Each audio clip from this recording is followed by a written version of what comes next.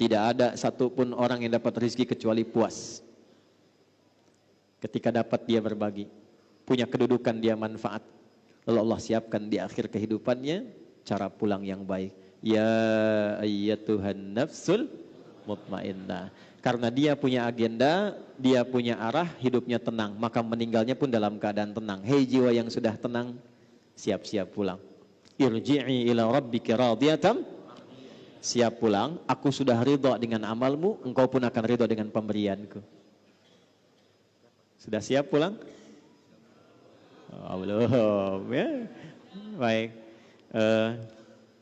Ada satu penjaga masjid di Pasar Rebo di Jakarta, tapi di daerah, bukan di kotanya. Tugasnya marbot masjid aja. Tapi dia tahu fikih marbot, belajar dari Bilal. Dinikmati kerjanya, Pak. Nanti ada belajar ya, ada belajar. Saya entah mengapa beliau ini saking ikhlasnya datang orang Qatar. Qatar Pak, lampu merah sonoan dikit tuh. Datang ke situ hanya untuk bertemu orang itu dan tidak tahu dari mana taunya. Datang, beliau bilang, saya ingin renov musola ini, tapi bapak saja yang jaga. Ini kisah nyata. Singkatnya direnov jadi. Begitu jadi ditingkatkan cintanya pada masjid. Yang buka masjid beliau, yang bersihkan beliau, yang azan beliau, qomat sampai ngimami beliau. Semua bersih.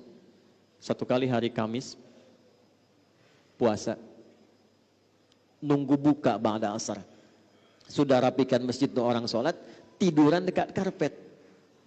Karena punya kurikulum, punya persiapan amal, punya strategi beramal, beliau sudah paham, ini cuma sementara. Saat pulang itu nggak akan disebut ini marbot, ini penjabat, ini rakyat, ini ustaz. Yang penting saya siapkan bekal pulang.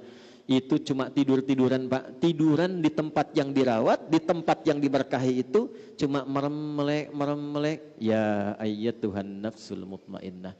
Meninggal beliau di tempat yang beliau abdikan, di tempat beliau ibadah, dalam keadaan yang tenang, sukses beramal. Cara pulangnya, meninggal cuma merem-melek, meninggal.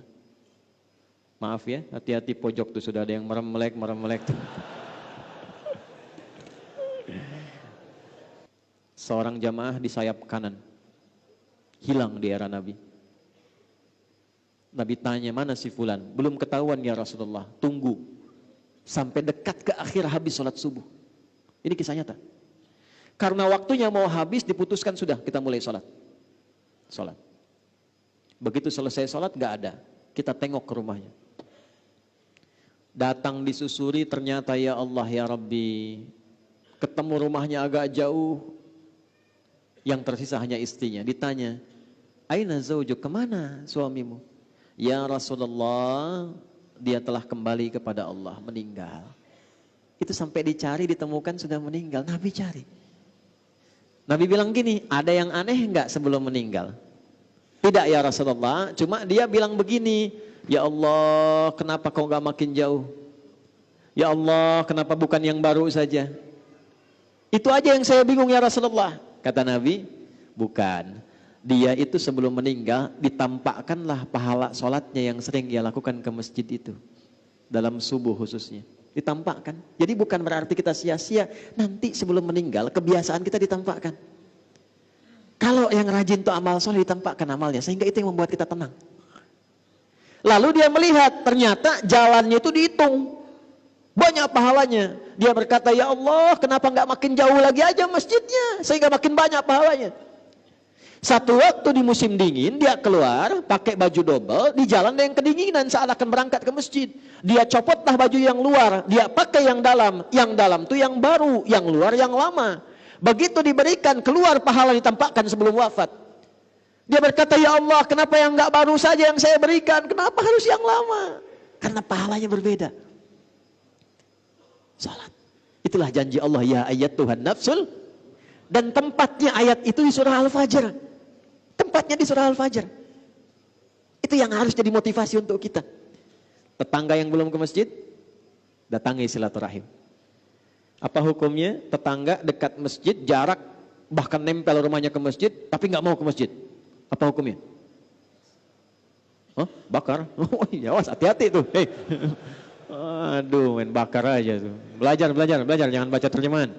Hukum tetangga muslim yang belum berkenan ke masjid tapi rumahnya dekat dengan masjid, hukumnya ajak dia ke masjid. Doakan. Ajak dia ke masjid. Kita pernah ada komplek bagus seperti ini Pak masjidnya, kompleknya mewah, muslimnya banyak, yang ke masjid satu saf saja tidak penuh. 6-10 orang, satu saf itu bisa 20-30.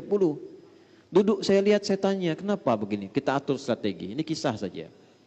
Nanti DKM punya database, kunjungi tetangga. Datang ya, hari libur saja Sabtu misalnya, atau Ahad begini, bawa buah. Siapkan sebelumnya, pulang subuh bawa buah. Assalamualaikum, Waalaikumsalam. Pak Haji katanya, ada apa nih? Oh enggak, kami dari masjid tadi, tak lihat Bapak, kami kira sakit, kami datang bawa buah. Itu zuhur, enggak ditanya langsung ke masjid. Sekarang penuh.